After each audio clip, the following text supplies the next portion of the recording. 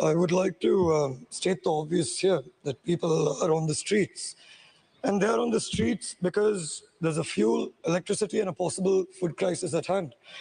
And being a young member of parliament, I would like to remind all the parliamentarians why we are here right now. And we are here right now to debate the current situation. We are not here to play the blame game. We are not here to point a finger at whose fault it is or who is responsible. I am very sure that the people are well aware on all those who are at fault and all those who are accountable for this. And right now, it is the time for us to look at solutions. But I would also like to say that something that was very amusing, actually. About 2 days ago, I witnessed the leader of the opposition give a brilliant speech. It was thought-provoking, very powerful.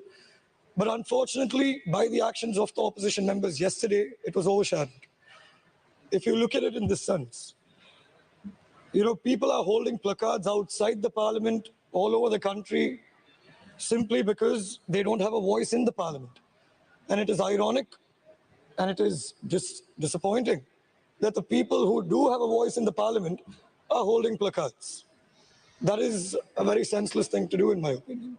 And it is disappointing because right now, we are talking about masked men. We are talking about, an individual who is donning a helmet, getting into Honorable Anurag Kumar Dissanayaka's vehicle. But in my opinion, I don't think the masked men, neither the man with the helmet is going to pay the $1 billion that's due in July. I don't think we are talking about the things that need to be spoken about. I don't think we are speaking about the IMF. I don't think we are speaking about debt repayment. I don't think we are speaking about debt restructuring. We are not talking about how we can curb inflation. And we are not talking about how we could give a recovery plan to the entrepreneurs and small business owners who have suffered a heavy loss during COVID, during this fuel crisis, during this electricity crisis. We are not focusing on any of them. So what are we doing as parliamentarians? It's absolutely dismal. And other than that, it is very saddening that Sri Lanka's reputation in the global stage has reduced. Because recently I had witnessed a prominent Indian journalist who had mentioned that the fiscal policies of Sri Lanka are logic of taking a loan to repay a loan. It's like putting band-aids on a bullet wound. That is not a permanent solution. We are just delaying the inevitable, and that inevitable being people's lives at stake, the economy at stake. We have so many things at stake, and we are not focusing on the right things at hand. Even now, we are still playing the blame game. We are still pointing fingers, and it is exactly why people are out on the streets. People are out on the streets. Yes, we understand. We can read too. We can see that they are holding up a board that says "Go home, Gota." But everybody should understand one thing. You must understand the sentiments of the people. When they say "Go home, Gota," they don't mean just the president.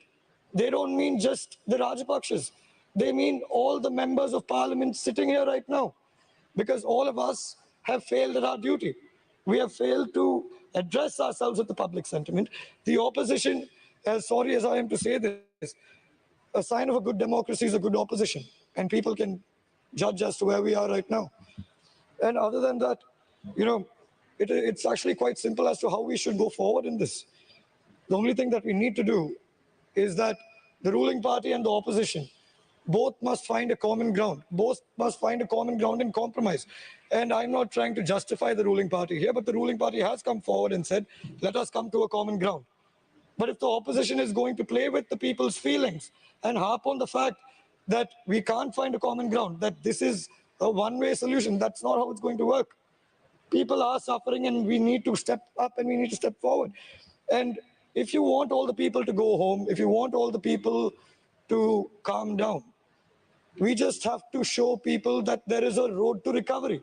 We need to show them how we are going to find solutions for the crisis that we are in. Because if we do that, people have accepted now also. People have right now accepted that they are going to suffer. They are going to suffer before things get better. This is what people have realized and people have accepted it. Honourable Member, you have 2 more minutes. Thank you. People have realized this and people have accepted it. But now it's our duty to show them a road to recovery. And now we have a meeting with the IMF on the 11th of April. I am unaware as to who's going to go. but there has to be a solution. And likewise, I would just like to say something in Tamil to address another important issue that happened here. If you could just give me an additional minute. இன்னைக்கு சமீபத்துல பாத்தீங்கன்னா இன்னைக்கு இருக்க பொருளாதார நிலைமையில நாட்டுல இருக்க அனைவரும் ரொம்ப கஷ்டத்துல இருக்காங்க. அப்படி இருக்கும்போது இன்னைக்கு வந்து எதிர்கட்சி ஆளுங்கட்சின்னு பார்க்காம ஒன்றிணைந்து ஒரு தீர்வை கொண்டு வரணும். அப்படி கொண்டு வராவிட்டால் நம்ம இந்த பாராளுமன்றத்தில் இருந்து பிரயோஜனம் இல்லை. அது மட்டும் இல்லாம நான் சொல்ல வேண்டியது ஆங்கிலத்தில் ஏற்கனவே சொல்லியிருக்கேன். கேட்கிறவங்களுக்கு கேட்டிருக்குன்னு நான் நம்புறேன், புரியுறவங்களுக்கும் புரிஞ்சிருக்குன்னு நான் நம்புறேன். தனிப்பட்ட கருத்து ஒரே ஒரு நிபுணம் தேவை. பிரதி தவிசாளர் அவர்களே, ஒரு விஷயம் நான் கவனிச்சிருக்கேன். இப்ப சமீபத்தில் நான் ராஜினாமா பண்ணேன். ராஜினாமா பண்ணும்போது எங்களுக்கும் சட்டம் தெரியும், எங்களுக்கும் தெரியும் ஜனாதிபதியை வந்து பாராளுமன்றத்தால் விளக்க முடியாது, அவரே விளக்குனாதான் சரின்னு. அது தெரிஞ்சுதான் ராஜினாமா பண்ணோம். ஏன்னா மலையகத்தில் உள்ள அமைச்சர்களுக்கு முதுகெலும்பு இருக்குன்னு நாங்கள் காமிச்சோம். எது சரி எது தவறு எங்களுக்கும் தெரியும். தவறு நடக்கும்போது அதை நாங்கள் பார்த்துட்டு இருக்கணும்னு அவசியம். அப்படி இருக்கும்போது எனக்கு வந்து மக்களுக்கு நாங்கள் நிறைய அபிவிருத்தி பண்ணியிருக்கோம், நிறைய வாக்குறுதிகளை கொடுத்துருக்கோம். பல்கலைக்கழகம் 1000 ரூபாய் சம்பளம் இதெல்லாம் போயிருக்கு. ஆனா இன்னைக்கு இருக்க நிலைமை வந்து இது எல்லாத்தையும் தாண்டி அபிவிருத்தி சலுகை அரசியல் எங்களால ஈடுபட முடியாது. கொள்கை அரசியலுக்கு நாங்கள் மாறி ஆகணும். அது மட்டும் இல்லாம நான் ராஜினாமா பண்ண பிற்பாடு பல்வேறு வதந்திகள் பல்வேறு குற்றச்சாட்டுகள் அனைத்துக்கும் முகம் கொடுத்தோம். அதுக்கு பதில் சொல்ல காலம் வரும், அதுக்கு நாங்க பதில் சொல்லுவோம், மக்களும் பதில் சொல்லுவாங்க. ஆனா அது மட்டும் இல்லாம நான் இன்னொரு விஷயமும் சொல்லியிருந்தேன். இன்னைக்கு நாட்டு இருக்க நிலைமையில மக்கள் வந்து கஷ்டத்துல இருக்காங்க. அவங்களோட ஆதங்கத்தையும் அதிருப்தியும் வெளிப்படுத்தணும்னா ஆர்ப்பாட்டத்துல இறங்குவாங்க. நுவரெலியா மாவட்டத்திலும் தான், என்னோட தொகுதியிலும் தான். ஆனா அப்படி இறங்கும் போது இலங்கை தொழிலாளர் காங்கிரஸை பொறுத்த வரைக்கும் நாங்க எந்தவித எதிர்ப்பும் தெரிவிக்க மாட்டோம். ஜனநாயக முறையில வன்முறை கையில் எடுக்காம ஆர்ப்பாட்டத்தில் ஈடுபட்டா அதுக்கு எங்க முழு ஆதரவு இருக்கு. இன்னைக்கு தலவாக்கலையில ஒரு ஆர்ப்பாட்டம் நடந்திருக்கு. நான் குறை சொல்ல விரும்ப வேணாம்னு தான் நினைச்சேன். ஆனா இதான் உண்மையான நிலவரம். அது இன்னைக்கு ஒரு ஆர்ப்பாட்டமா இல்லாட்டி கட்சி கூட்டமான்னு தெரியல. இன்னைக்கு மக்கள் வந்து தலவாக்கலைக்கு வந்திருக்காங்க. அரசியல் கட்சிகளை நம்பி கிடையாது, அரசியல் நபர்களை நம்பி கிடையாது. மலையகத்தை பொறுத்த வரைக்கும் ஒரு ஆர்ப்பாட்டத்தை காமிக்கணும், எங்களோட அதிருப்தியை காமிக்கணும்னு வந்திருக்காங்க.